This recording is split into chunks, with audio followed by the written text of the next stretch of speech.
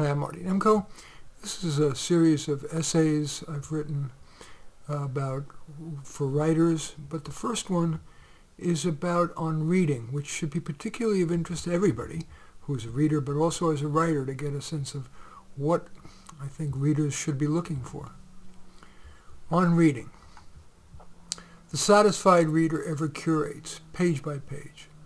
Is this satisfying me? In both fiction and non, for example, I seek writing that's insightful, clear, crisply paced, yet not sterile. I like characters I can relate to and care about, but not the very often cardboard heroes, usually hard leftists, and villains, white male conservatives. Your time is valuable. If the first minute portends that you might more enjoy or benefit from something else, stop, even if you've already sprung for the cost of a book. And if you've read a chunk of it, be particularly aware. That's a sunk cost, and it's understandable you want to stay the course, but it's wiser to minute by minute ask if your time reading that is well spent. There are many word-filled fish in the sea. Some authors pay particular attention to setting. I think, for example, of Elizabeth George's long expositions on a room or a hillside. If that serves you, great. If not, don't get cowed by an author's fame. Other authors live in the world of emotion. If that's where you want to be, fine. But if not, there are still other authors dwell in the sensory, the touch, the smells, the taste, the sounds, the sights. Is that what you want? Or are you better in the world of ideas? Others are in your face politically. You want that? Other authors glory in the intellectuality. But don't be just awed by the author's brain. Do you truly appreciate the writing? Maybe even grow from it. Go slow. Especially with everyone busier, there's a tendency to rush. But once you've found something you deem worthy your time, savor it. Be aware that writers craft every word, every idea, the characters, the plot, not just to entertain, but to sway you to their way of thinking. For example, that the artist's life is more worthy than others, and it's worth risking poverty for your art. That rich people and corporations are evil. That women and BIPOCs, that's black and indigenous people of color, are superior to white men. That taking bold actions are worth taking. My favorite writers include Anthony Doerr, author of All the Light We Cannot See and Cloud Cuckoo Land. Philip Lapade, the author of The Art of the Personal Essay. Christine Rosen, columnist, Commentary Magazine. Joseph Epstein, author of many books including Fabulous Small Jews. Nellie Bowles, columnist at the Free Press. Victor Davis Hanson, syndicated columnist, and at the risk of hubris, my own writing. I'm particularly pleased with my book, How to Do Life. So, is there anything you want to keep in mind as you curate your reading? Yeah, including my stuff. Okay, that's on reading. Next, writing is a terrible career, great hobby. Even if no one reads your stuff, writing's a great hobby. Alas, unless you're good at quickly cranking out ad copy and the like, writing is too unlikely to be sufficiently remunerative. I am enamored of writing, not just because I write a lot, but because objectively it offers many benefits. I can write when I want and at whatever age I am. Alas, today I may not be able to write about what I really want. We are ever more subject to the 3 C's, censure, censor, and cancel. That pertains whether you're writing for friends, with a traditional publisher, or posting on the internet. Google search curates and too often censors work it deems unacceptable. Google's AI, called Gemini, even went to changing the race of white people to people of color, even when not true. I think George Washington is black, according to Google. And when I searched on the term reading, the images were all women and minorities. No white men readers. If you self-publish, for example, articles on a Substack or Medium or on books on Amazon.com, books on Amazon self-publishing, you get to control every word, every image, and your book's cover, which Amazon makes very easy to create. That's very different than with a traditional publisher. Random House, its 10-speed press imprint, took a year from when I submitted the quite polished manuscript before my book was published. The fastest of my traditional publishers, Wiley, took 3 months to get Careers for Dummies into print. If you self-publish a print or Kindle book on Amazon self-publishing, not only is there no fee, whereas vanity presses charge 5 figures, you get 35 to 70% royalty, unlike with publishers, which give you only 5 to 10%. And you can buy your books for just $2 to $4, even if you buy just one copy. In self-publishing, you avoid writer's remorse, wishing you had said X. On Substack, Medium, and Amazon, you can revise ad nauseum. On those short-form platforms, the improved versions are posted instantly.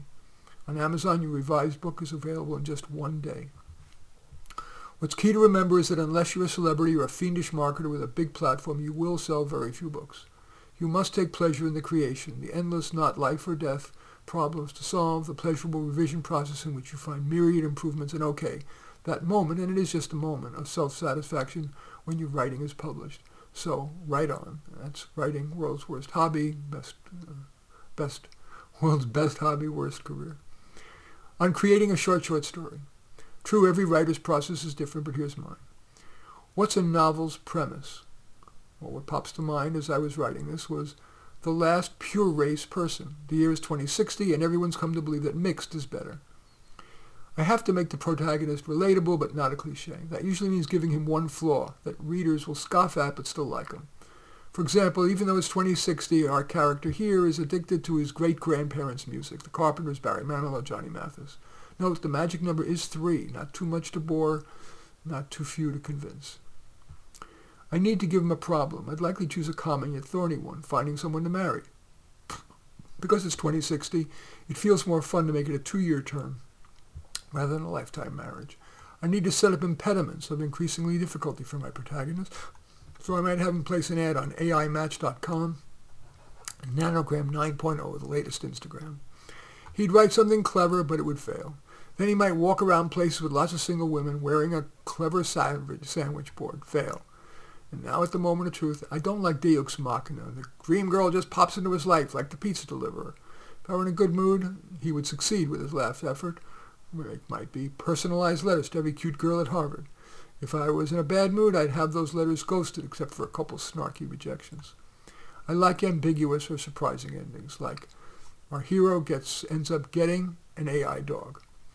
Okay, that's on short story writing. Next, mistakes when writing. I try to avoid these mistakes. Excessive introductions. Most readers want to get right to the meat, so I try, as I've done here, to limit my introductions to a sentence, maybe two. Insufficient considering my audience. I picture my target audience.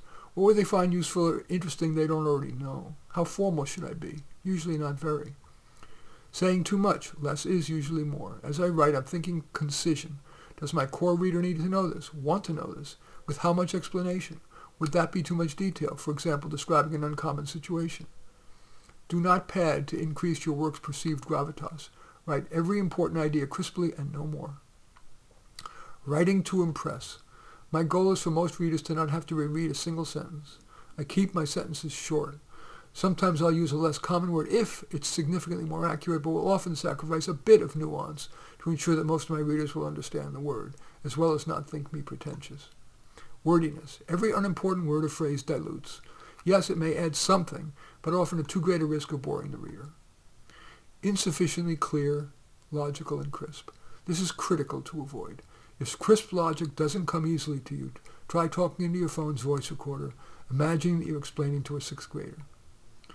In this little essay, have I practiced what I preach? Next, in search of eyeballs. I used to get a fair number of eyeballs, 500,000 or so. For example, my Careers for Dummies book sold 125,000 copies, 250,000 eyeballs. But now I get almost no eyeballs. It's probably a combination of having been deplatformed for prioritizing merit over other factors, and because I'm old and the younger demographic buys more. I don't care much about selling more books, but I do care that people read my stuff. Along with my career coaching clients, my writing is my life's work. Let me tell you what I've done to attract eyeballs. It might be of particular interest to someone who's written or contemplating writing a book. Of course, I did the traditional things, pitch appropriate journalists, influential bloggers, and posted often, but not so often on social media. Nothing. Then I queried libraries, bookstores, meetups, service clubs, churches, and synagogues. Essentially nothing. Now I use a very grassroots approach. I walk around with a few books in a satchel and donate them to my little libraries, half-dozen little free libraries. Also, whenever I run into someone nice, for example, a stranger who asks about my sweet dog Hachi, I pull out a copy of my various books and ask if one calls to them. I've now given away over 100 copies. I've heard that today you'll sell very few copies unless you're a celebrity or a mega platform. I am neither, but feel that giving my books away is a better use of my money than most stuff I could buy. Next, a related little essay called Selling Your Book. First, I got to admit that while my books have sold 250,000 copies, since a vicious, lawyerly, dishonest troll would not relent until she got me deplatformed, I now sell only a trickle. Today's censorship at work. Fortunately, I make almost all my income from career counseling, so I put little time into marketing my books. But if I needed to make money from my books, I would try to do at least one of the following each day. I don't like marketing. I like writing. But they say that after you've crossed the last T, your job's only half over. Here's a buffet of marketing activities I'd use, simply picking the one I felt least resistant to at that moment. Send a sample directed in an email to people who could promote the book to a large audience, co-author my next book, or at least write a line of praise. I'd also include other friends and colleagues. People know people. I've developed a thick skin. I rarely even get a response, but I at least don't burn any emotional gas getting pissed. To slow the money burn, I'd cut my expenses, live with parents and roommates, eat mainly at home, and cheap healthy stuff like cheese, like fruits, vegetables, yogurt, cottage cheese, tuna, and whole grain bread. I'd probably give up my car. The costs are crazy here in California. $8 to cross a bridge one time, $12 in tax every time I fill up, $100 if I forget to feed the parking meter. And they keep eliminating parking spaces and converting lanes to bike lanes and shrub clumps, which are little used and turn normal streets into gridlock. This is not good for my blood pressure. I am not social, but if I got invited to a party or other event where poobahs could levitate my book from the slush pile, I might force myself to go, be social, but I wouldn't sell hard. I'd think about how I could get bulk sales. For example, for my book, How to Do Life, what came to mind were heads of colleges, parent associations, and military transition centers. It didn't work. I would not spend time, let alone hire a publicist, to get on major media. I have been on each of these twice, CNN, NPR's Talk of the Nation, CBS This Morning, and Today, and never once noted even a blip in sales. Get the taxpayer to subsidize me? Unless I were desperate, it would feel wrong to ask that. I mention it here only because some people are happy to take advantage of the myriad government support programs for low-income people. If I were thinking about writing another book, rather than aiming for a broad audience, which is what I've done heretofore, I think I'd pick a micro niche that would be compelling to some tiny group of people, like a community theater director's guide to making it happen. Each day after I've paid my writer's penance, I'd sigh and go back to career counseling, playing with my dog, or cleaning the toilet. And finally, a little bit of fiction, a journalist's story. I wasn't smart enough to major in STEM. Besides, I wanted to rebel against my parents, both of whom are doctors.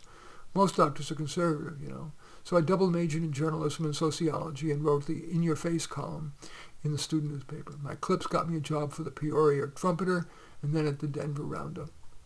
It feels great to feel like you're changing the world. We journalists are the power. Trump will not get his way, even though he'll get some sympathy vote because they tried to assassinate the asshole. Indeed, many of my friends said if they could get away with it, they would kill him.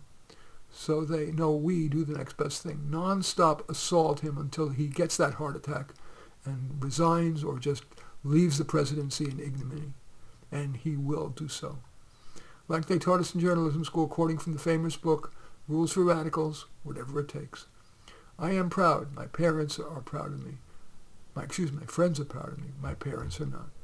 Anyway, those are a series of short essays on writing and related topics. As usual, I welcome your thumbs up and accept your thumbs down. I always look forward to your comments and especially like it if you hit the share button below. Share on your social media so that my efforts can have broader impact. And I am flattered if you choose to subscribe to my channel and certainly would welcome you to take a look at any of my 34 books. I'd like to end all these podcasts with a quote from Frank A. Clark. More relevant today than ever in my lifetime.